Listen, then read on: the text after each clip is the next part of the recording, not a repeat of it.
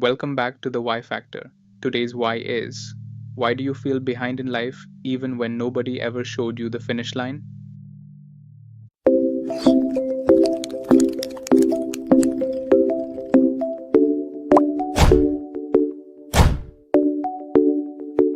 It is late, you should be asleep, but you are not. You are lying in the dark, phone in your hand, brightness low, thumb moving like it has a mind of its own. One person from school just got engaged, someone else bought a house, someone posted a new job, a new country, a new car, a new body, a new life, and then there is you, staring at the ceiling, doing mental math with your own existence. I am this age, I should have this much money, I should be further by now, I should know what I am doing, I should not still be confused. And suddenly, your life does not feel like a life anymore. It feels like a late submission. The strange part is, maybe nothing is actually wrong tonight. You have food, you have a bed, you have people who care about you, you may even be doing better than you were last year. But one scroll, one photo, one announcement, one smiling couple, one success post, and your brain starts whispering, you are behind. But behind what? Behind whom? Behind which exact invisible race? That is the question, because the pain is real, but the timeline might be fake. Most of us are not suffering only because our lives are bad. We are suffering because our lives are being compared to a schedule we never consciously agreed to. By this age, graduate. By this age, earn well. By this age, fall in love. By this age, get married. By this age, buy a house. By this age, become stable. By this age, stop being uncertain. And if your life does not match the checklist, your brain does not simply say, interesting, my path is different. It says, danger, failure. Everyone is moving, I am stuck. This is where the trap begins. Human beings do not just live in time, we live in social time. We do not only ask, what do I want? We ask, am I early? Am I late? Am I normal? Am I falling behind? There is a reason this hurts so deeply. For most of human history, being out of step with the group was not just uncomfortable, it was dangerous. The group meant safety, belonging meant survival. So your brain learned to scan the people around you. What are they doing? Where are they going? Am I still accepted? Am I still safe? That ancient scanning system did not disappear, it just got Wi-Fi. Now your nervous system is not comparing you to 20 people in your village. It is comparing you to thousands of people online every single day, and almost all of them are showing you the cleanest 5% of their lives. You are comparing your tired Tuesday night to someone else's edited victory moment. You are comparing your private doubt to their public highlight. You are comparing your full messy human life to a screenshot. And of course you feel behind. The game is rigged before you even start playing. But the deeper problem is not just social media. Social media only exposes the wound. The wound is the belief that life is supposed to happen in a predictable order. School, job, love, marriage, money, house, peace. A neat little staircase, step 1, step 2, step 3. But real life is not a staircase. It is more like walking through fog while pretending you have a map. Some people find love early and purpose late. Some people make money early and lose themselves later. Some people look successful and feel empty. Some people start slowly and build something unshakable. Some people seem behind for years, then suddenly become exactly who they were supposed to become. But when you are inside your own life, you cannot see the full pattern yet. You only see the delay. You only see the blank space where you expected certainty to be. That blank space is where shame grows. Shame loves unfinished stories. It looks at a chapter in the middle and calls it the ending. You did not get the job yet, so you are a failure. You are single right now, so you will always be alone. You are confused right now, so you will never figure it out. You are earning less right now, so you are wasting your life.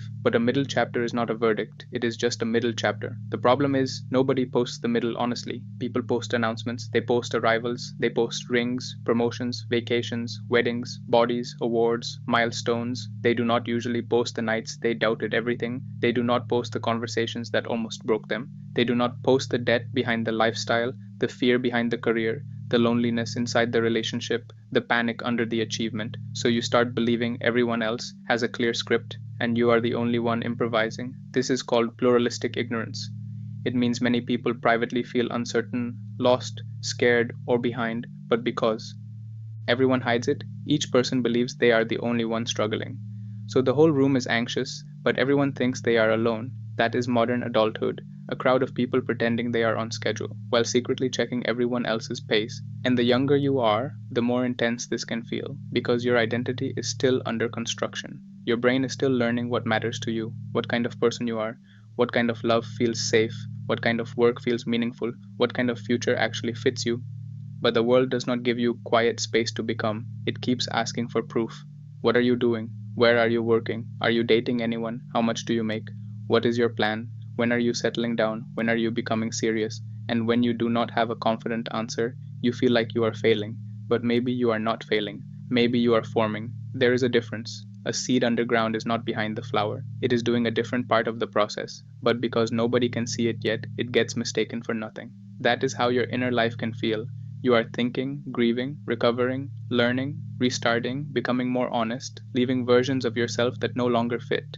From the outside, it may look like nothing is happening, but inside, entire structures are being rebuilt. The world is obsessed with visible progress, but some of the most important progress is invisible.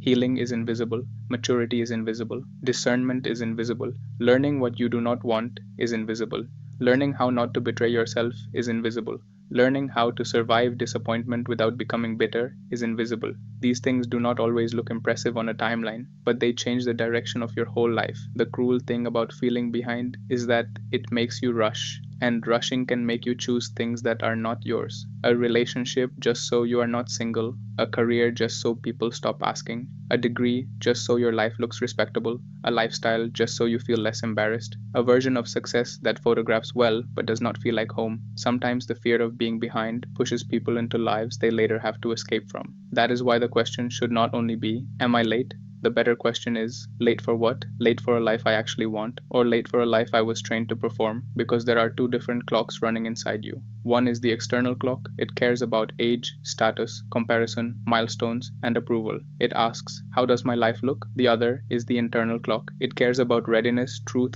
capacity, healing, timing, and alignment. It asks, what is actually right for me? Most anxiety comes when the external clock gets louder than the internal one. You see someone else get married, and you do not ask, am I ready for that kind of commitment? You ask, why am I not there yet? You see someone earn more money, and you do not ask, what kind of work do I want to build patiently? You ask, why am I so far behind? You see someone move ahead, and your brain turns their path into an accusation against yours. But someone else's milestone is not your failure. Their timing is not evidence against your timing. Their chapter is not a measurement tool for your chapter. The truth is, life does not move at one speed. Some people bloom early and burn out. Some people wander for years and then become terrifyingly clear. Some people get everything they thought they wanted and realize they never asked if it made them happy. Some people arrive late but arrive whole. And if you are honest, you do not just want to arrive, you want to arrive as yourself. That takes longer sometimes, especially if you grew up carrying pressure, comparison, financial stress, family expectations, emotional confusion, or the feeling that you had to prove your worth before you were allowed to rest. For people like that,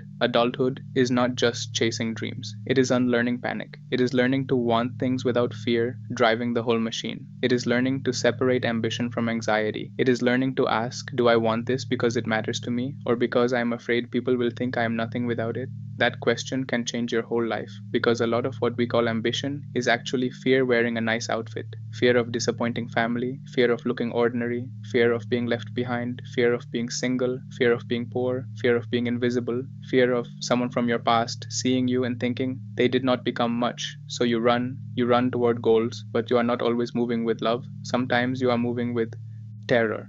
And when fear is driving, even success does not feel peaceful. You reach one milestone, and instead of relief, your brain asks, what next? You get the job, but now you need a better job. You earn more, but now someone else earns more than you. You get into a relationship, but now you compare it to other relationships. You achieve something real, and 2 days later, it becomes normal. This is why catching up never fully works, because the social clock does not stop. It always has another deadline. If you graduate, it asks about your job. If you get the job, it asks about your salary. If you earn well, it asks about your house. If you get the house, it asks about marriage. If you marry, it asks about children. If you have children, it asks about their future. The finish line keeps moving because it was never designed to give you peace. It was designed to keep you performing. And performance is exhausting. It makes you treat your own life like a public exam. Every choice becomes evidence. Every delay becomes shame. Every quiet season becomes suspicious. But life is not only built in loud seasons. Some seasons are for gathering strength, some are for learning patience, some are for being humbled, some are for losing illusions, some are for realizing that the dream you were chasing belonged to an older version of you. And that is painful, because changing direction can look like falling behind. But sometimes changing direction is the first honest thing you have done in years. Maybe you are not late. Maybe you are finally refusing to keep walking toward a destination that never felt like yours. Maybe the confusion you hate is actually your mind rejecting a borrowed map. Think about it.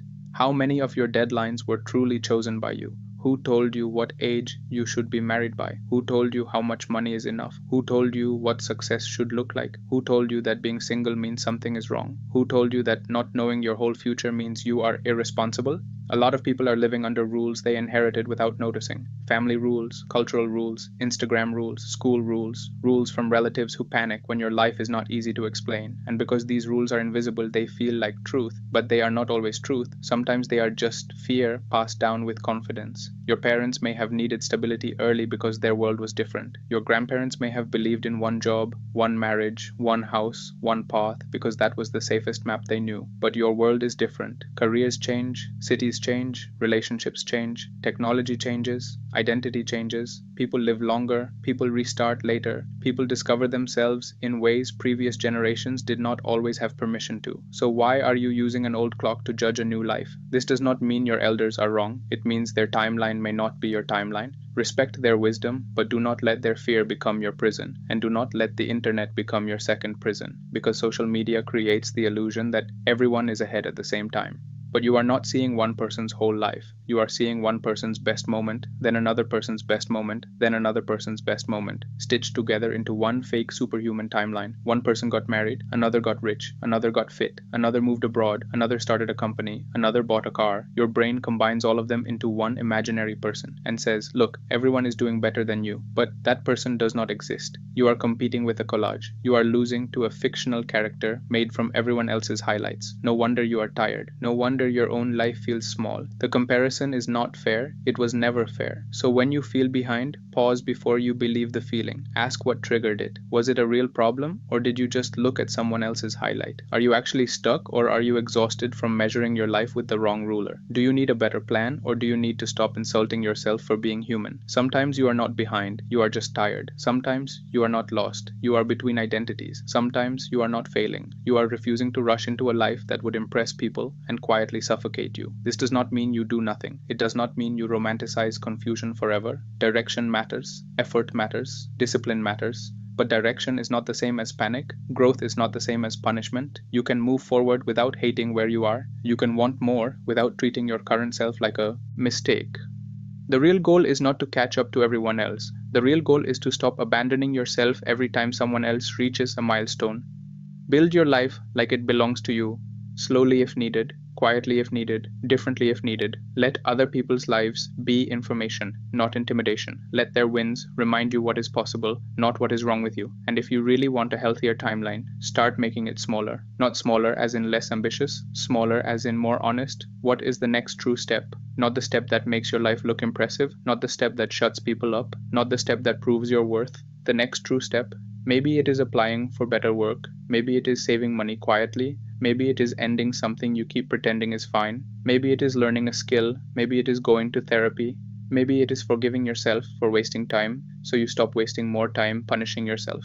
Maybe it is sleeping properly for once, because your entire life feels hopeless when your nervous system is destroyed. Progress does not always arrive as a dramatic reinvention. Sometimes it arrives as one honest decision repeated for months, 1 hour of practice, one uncomfortable conversation, one boundary, one application, one walk, one budget, one apology, one refusal to compare yourself before bed. Slowly, the fog starts to move, not all at once, but enough. And this is important. Being behind is often a feeling, not a fact. Feelings are real, but they are not always accurate maps. Anxiety can make a temporary season feel permanent. Shame can make a slow chapter feel like a ruined life. Comparison can make a good path feel worthless because it does not look like someone else's. So do not use panic as your life coach. Panic is loud, but it is not wise. It will always tell you to hurry, prove, chase, perform, escape. Wisdom sounds different. Wisdom asks, what is actually mine? What matters when nobody is watching? What am I building that I will still respect 10 years from now? Who do I become if I stop living for applause? These are slower questions, but they lead to better answers. And maybe the most freeing answer is this. There is no single finish line. There is no age where everyone becomes complete. There is no magical year where confusion disappears forever.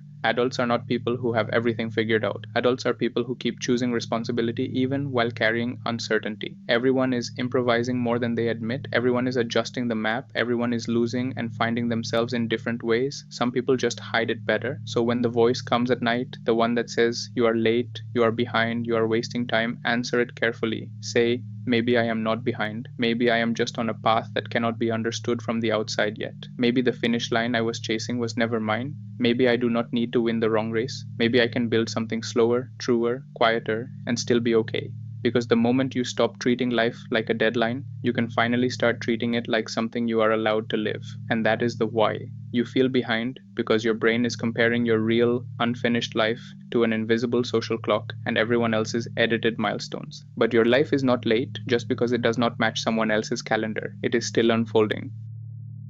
Comment the next why you want us to break down and subscribe for more videos like this, because everything has a why, even the feeling that you are running out of time. Now tell me, which why should we pull apart next? Drop your question in the comments. And if you like finding the hidden reason behind everyday things, subscribe to the Why Factor.